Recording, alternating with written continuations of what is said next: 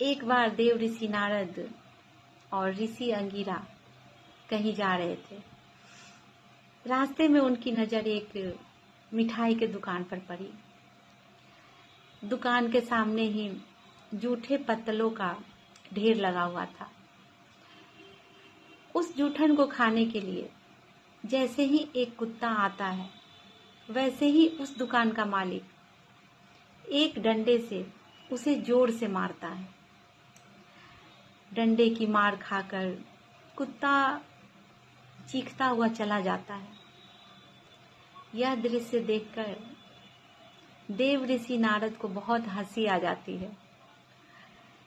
तो ऋषि अंगिरा पूछते हैं कि नारद जी, आप इतना हंस क्यों रहे हैं, क्या कारण है? तो नारद जी बोलते हैं कि ऋषिवर, ये जो आप दुकान देख रहे हैं ना, ये दुकान पहले एक बहुत ही कंजूस व्यक्ति की थी।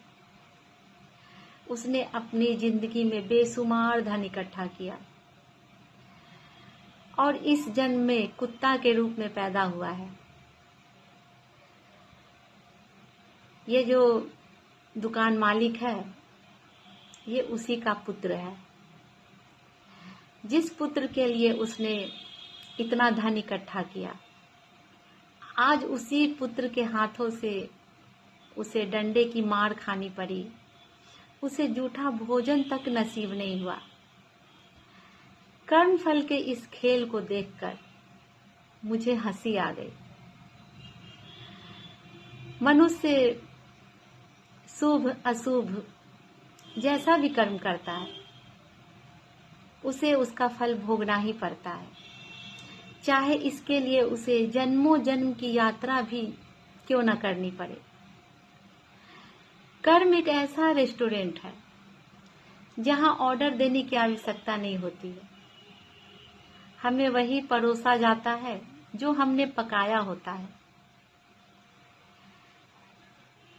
तो कुछ भी कर्म करने से पहले ये जरूर देख ले कि परमात्मा ऑनलाइन है।